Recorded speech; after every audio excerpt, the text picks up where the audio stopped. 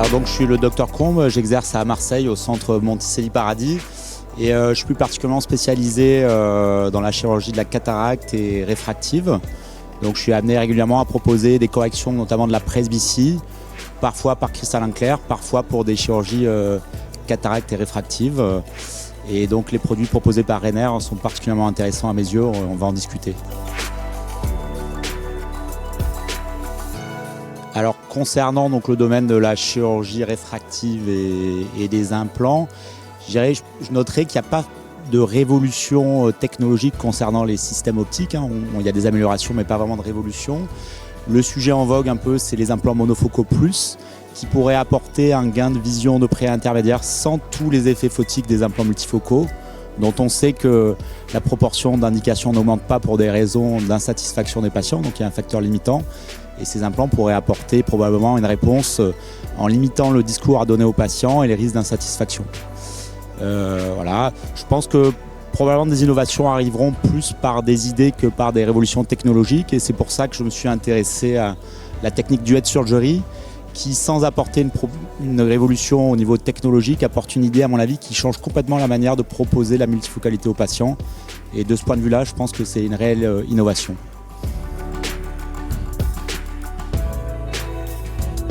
Alors le défi, je dirais qu'il reste toujours un peu le même concernant les chirurgies de la myopie ou les chirurgies monofocales, on va dire pour les hypermétropes jeunes. Il y a actuellement peu de défis, des améliorations. Aujourd'hui, le défi, ça reste la chirurgie de la presbytie et de limiter les insatisfactions des patients pour limiter le stress à la fois du chirurgien mais aussi celui des patients. Et donc je m'intéresse à ce type de solution qui pourrait apporter plus de fluidité dans la proposition et plus d'éthique dans les propositions qu'on puisse faire aux patients pour corriger la presbytie.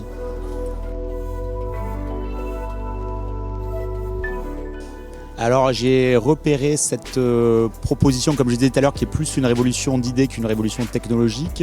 Un symposium de l'ESCRS, c'était en 2019, avant le Covid. Et ça m'a tout de suite séduit parce que j'ai toujours eu un problème éthique à proposer, notamment des implantations multifocales pour des cristallins clairs à des patients qui sont jeunes et dont on ne connaît pas l'avenir rétinien notamment. Donc même si au moment où on propose la solution, elle répond à la demande, on a toujours une incertitude par rapport au futur. Et d'un point de vue éthique, en tout cas pour moi, ça posait un réel problème qui me limitait dans mes indications. Donc la possibilité d'avoir une implantation multifocale qui soit réversible pour moi était une réelle avancée, notamment pour ces patients jeunes. Et je dois dire que l'ayant adopté pour ces patients jeunes et ayant vu les résultats, je le propose maintenant de manière systématique pour toutes mes implantations trifocales, puisque le deuxième point qu'il faut retenir, c'est qu'au-delà de l'aspect éthique que cela apporte, d'un point de vue des performances, ce n'est pas moins performant qu'une lentille seule. On pourrait même se poser la question de la supériorité d'un point de vue optique si les deux lentilles étaient conçues pour aller ensemble. Alors actuellement, je propose le combo proposé par Rainer avec l'implant Rewan, soit monofocal torique dans le sac, que je vais compléter par l'implant Sulcoflex trifocal dans le sulcus. Alors je reste sur l'idée qu'il n'y a qu'une seule chirurgie, donc je pose les deux implants dans le même temps. D'un point de vue biométrique, je n'ai pas dépisté de problématiques par rapport à ça, donc je réalise une biométrie normale avec un calcul comme pour un implant dans le sac. Et je rajoute une lentille le plus souvent de 0 dioptrie, donc ça pose très peu de problèmes par rapport à un tilt ou le positionnement de la lentille puisqu'elle a une puissance optique neutre. Donc je propose une chirurgie dans un temps, ce qui est tout l'intérêt de la chirurgie duet. Un autre intérêt qu'on peut soulever, c'est que le fait de poser deux lentilles objective vraiment ce qu'est la prestation de corriger la presbytie, c'est un acte en plus. J'en profite également pour dire que l'implant Sulcoflex a toujours été considéré, parce que c'était son rôle initial, de correcteur d'erreurs réfractives. Dans le cas de ce concept de duet surgery, c'était plus non plus du tout dans l'optique de corriger une erreur, mais dans le but de corriger la presbytie. Et il faut donc percevoir en fait la duet surgery comme l'implantation d'une seule lentille composée de deux parties, une qui corrige la métropie sphérique et la deuxième qui corrige la presbytie. Je ne suis pas complètement réfractaire, mais j'avais un petit problème éthique qui me me taquinait un peu. On sait d'ailleurs, en fait c'est intéressant, on me demandait tout à l'heure ce que j'avais retiré de la SFO cette année. Je suis allé au symposium, au DPC sur les implants, et c'était intéressant de voir que la proportion dans les indications de chirurgie de la cataracte, la proportion d'implant multifocal posé est stable depuis plus d'une dizaine d'années. Pourquoi ?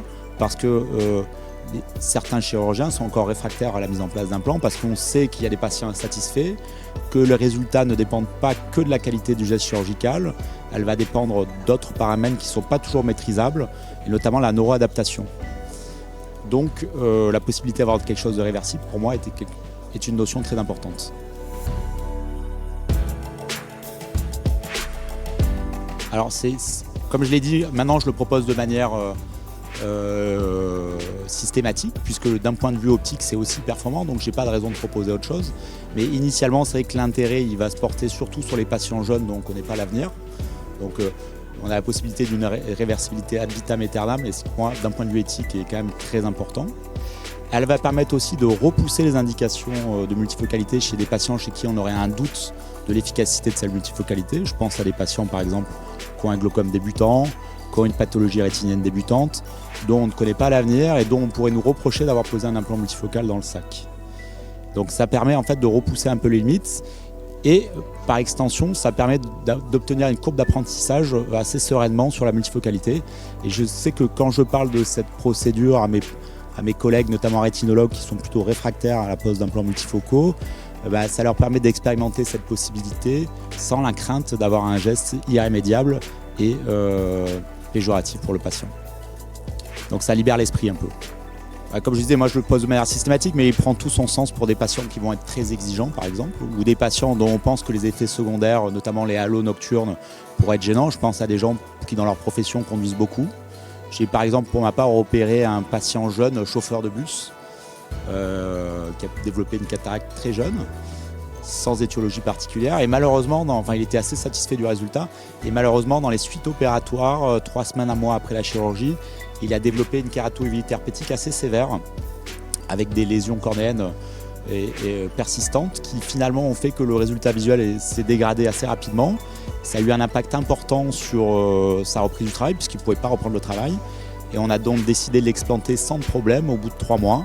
Il a pu reprendre ses activités très facilement. Donc là, c'est un exemple concret de ce que peut apporter en fait la duet surgery et la tranquillité et la fluidité de la prise en charge en post-opératoire, notamment dans des cas complexes comme celui-là, mais aussi sur des cas moins complexes, on pourra peut-être en reparler tout à l'heure.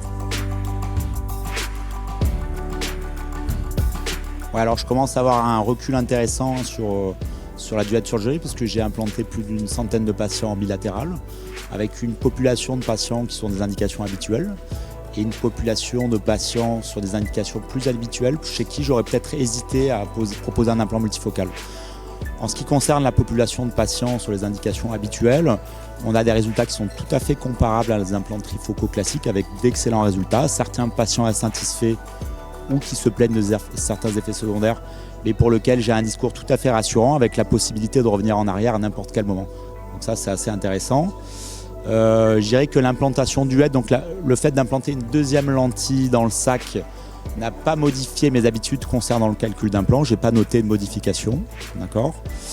Le deuxième point, c'est qu'on peut se poser la question de la supériorité optique de l'implantation d'une lentille dans le sulcus.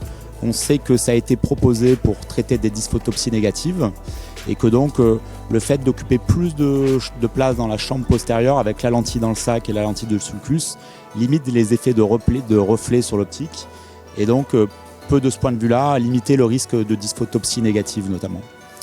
Concernant le centrage, il a été montré sur plusieurs études qu'un implant centré sur le sulcus est mieux centré qu'un implant posé dans le sac, et donc la partie multifocale étant sur le sulcoflex, elle est centrée sur le sulcus, et ce sont des implants qui sont parfaitement centrés et parfaitement stables.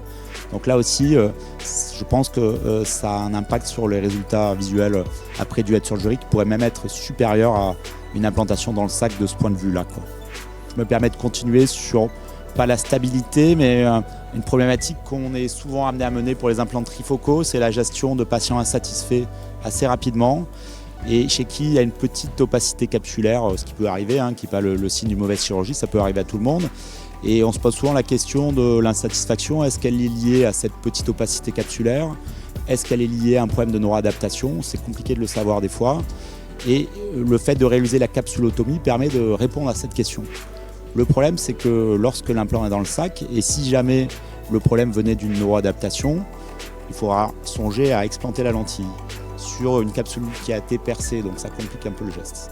Alors que dans le cadre d'une duette surgerie, on peut pratiquer une capsulotomie très rapidement sans prendre le risque d'une éventuelle explantation compliquée, puisque si jamais le patient n'était pas neuroadapté, on pourrait retirer uniquement la lentille Sulcoflex sans avoir à réimplanter une lentille dans le sac. Et ça montre toute la fluidité qu'on peut avoir dans la gestion post-opératoire d'insatisfaction. Oui, donc pour moi, les trois avantages majeurs de la duette surgery sont d'abord bien sûr un gain éthique par rapport à la réversibilité ad vitam aeternam de ce type de procédure, notamment pour les patients jeunes et les chirurgies du cristallin clair. Donc ça, c'est un point qui a été le point un peu déclencheur pour moi pour découvrir cette technique. Et à la suite de ça, je me suis rendu compte que d'un point de vue optique, c'était extrêmement performant. Donc c'est pas uniquement éthique, c'est aussi au moins aussi performant optiquement qu'une chirurgie monofocale dans le sac. Le deuxième point, c'est que ça permet d'étendre un peu les indications d'implantation multifocale à des patients chez qui on aurait des doutes avant d'implanter un implant dans le sac. Je pense tout à l'heure, j'en parlais à des patients par exemple qui ont un glaucome débutant, une pathologie maculaire débutante, ou qui sont diabétiques et qui sont quand même demandeurs d'une multifocalité. Donc on peut le faire tout à fait sereinement. Donc ça permet d'étendre en fait les indications. Ça permet pour les chirurgiens qui sont plus réfractaires à la multifocalité de pouvoir d'avoir une courbe d'apprentissage plus sereinement en proposant des indications qui sont réversibles. Puisque j'en ai pas parlé, mais il y a aussi la possibilité de jouer un peu. Après, en découvrant cette chirurgie, on se rend compte qu'on a pas mal de possibilités de flexibilité.